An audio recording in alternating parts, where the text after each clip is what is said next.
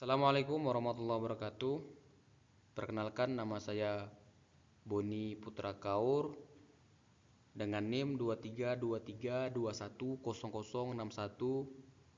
Prodi Pendidikan Agama Islam, mahasiswa semester 3, Universitas Islam Negeri Fatmawati Soekarno Bengkulu. Di sini saya akan menjelaskan makalah saya, yaitu manajemen pendidikan, yang berjudul Jenjang-jenjang manajemen pendidikan.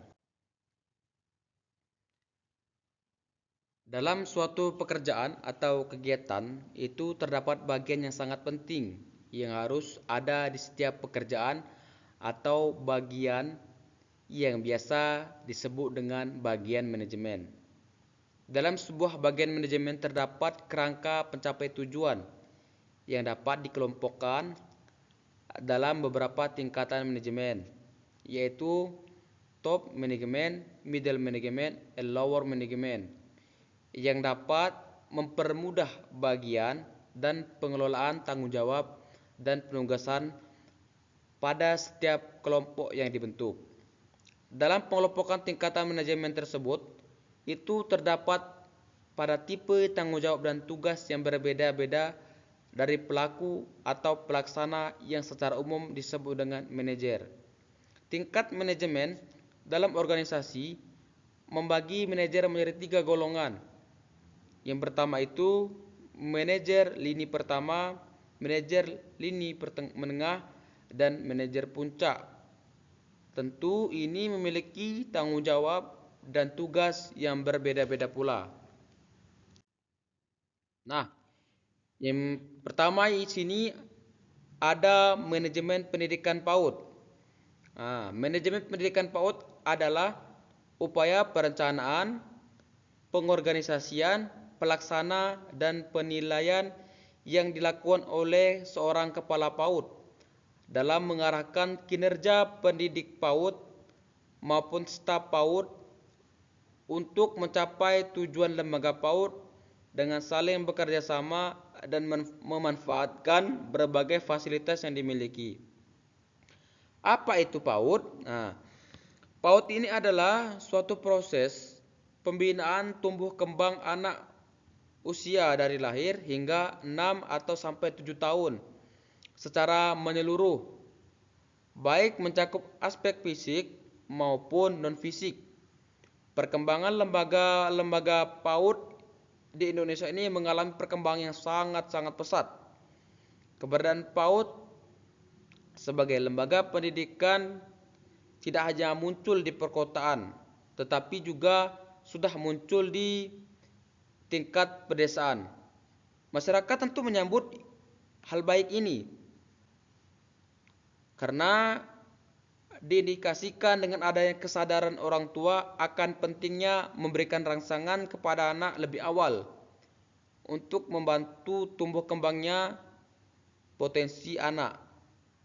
Sejalan dengan hal ini, tentu perlunya manajemen penyelenggaraan yang dilaksanakan secara profesional yang ditunjang juga dengan perhatian dari pemerintah, sehingga tercapailah tujuan pendidikan nasional, yakni mencerdaskan kehidupan bangsa. Nah, yang kedua di sini ada manajemen pendidikan sekolah dasar. Manajemen tadi adalah kekuatan utama dari setiap organisasi yang mengorganisasikan pengoperasian berbagai sistem untuk mencapai tujuan organisasi. Manajemen dapat dipelajari baik secara teori maupun sebagai proses. Sekolah dasar adalah organisasi sosial dengan tujuan yang telah ditentukan sebelumnya. Tujuan utama dari sekolah dasar ini adalah untuk memberikan pendidikan yang berkualitas kepada peserta didik di sekolah tersebut, sehingga suatu organisasi terdapat manajemen sekolah dasar, yaitu pengelolaan atau administrasi sekolah dasar. Manajemen sekolah dasar memiliki 2 aspek, manajemen internal dan manajemen eksternal. Tujuan dari manajemen sekolah dasar adalah untuk mempromosikan dan membantu pembelajaran. Nah, yang ketiga di sini yaitu ada manajemen pendidikan menengah. Sekolah menengah pertama tidak ubahnya sebagai sebuah institusi atau lembaga. Sekolah mengemban misi tertentu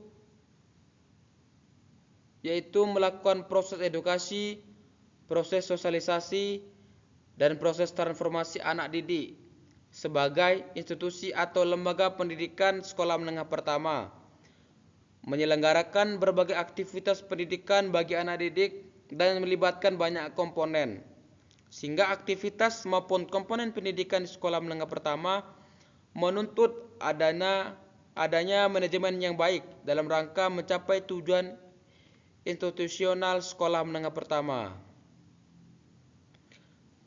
Contoh manajemen pendidikan menengah ini seperti koperasi, OSIS, kegiatan ekstrakurikuler, dan lain-lain sebagainya. Tujuan dari manajemen sekolah menengah pertama adalah mencapai tujuan institusi sekolah menengah pertama, yaitu memberikan bekal kemampuan dasar kepada siswa untuk mengembangkan kehidupannya sebagai pribadi, anggota masyarakat, warga negara, dan anggota umat manusia, serta mempersiapkan siswa untuk mengikuti pendidikan menengah. Dengan manajemen sekolah menengah pertama yang baik, tujuan tersebut diharapkan dapat dicapai secara efektif dan efisien. Kemudian di sini yang terakhir yaitu manajemen pendidikan tinggi. Pendidikan tinggi ini merupakan suatu pendidikan yang memegang peranan yang sangat penting dalam menghasilkan sumber daya manusia bagi suatu negara yang berkompeten dan memenuhi kualifikasi. Proses di dalam pendidikan tinggi ini memiliki peranan, yaitu pengalian ilmu pengetahuan atau biasa disebut transfer of knowledge, dan berfungsi mengembangkan potensi sumber daya manusia, tentu di Indonesia, yang berkualitas dan inovatif. Perguruan tinggi sebagai institusi yang melaksanakan proses pendidikan tinggi ini melaksanakan dengan dasar tridharma dan ketercapaian mutu lembaga yang berkualitas, mulai dari model intelektual pengajaran, keberhasilan lulusan, mutu kelulusan, dan peranan pemimpin.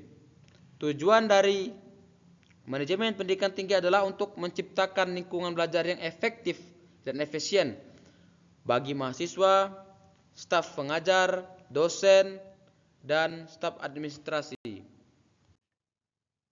Nah, demikianlah hasil presentasi saya. Sebelum saya tutup hasil presentasi saya, izinkan saya menyampaikan sekedar kata-kata yang mana yaitu pendidikan bukan hanya sekadar pergi ke sekolah atau kampus dan mendapatkan gelar, tetapi juga memperluas pengetahuan dan relasi sehingga dapat menyerap ilmu kehidupan. Nah, demikianlah hasil presentasi saya. Apabila ada kesalahan dalam pengucapan dan lafaz saya, itu sepenuhnya khilaf dan kesalahan saya, karena saya hanyalah sekedar manusia biasa. Saya akhiri, nasrun minallah wa fatul qarib wa basiral mu'minin. Wassalamualaikum warahmatullahi wabarakatuh.